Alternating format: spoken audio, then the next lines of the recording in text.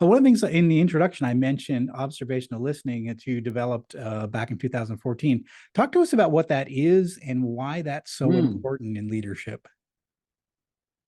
Well, it's actually a deepening of what we should be taught in leadership trainings, and that's active listening. Is how to be present in a conversation, how to make sure that the other person also feels heard, and that the other person sort of can share their story and that you're listening.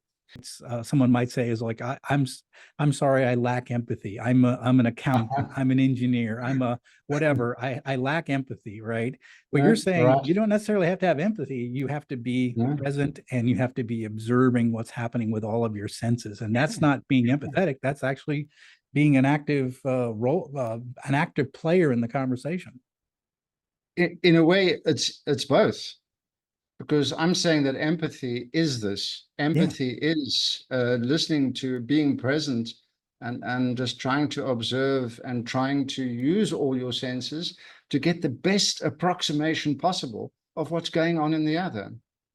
And just for listeners who might be thinking, well, I'm an engineer.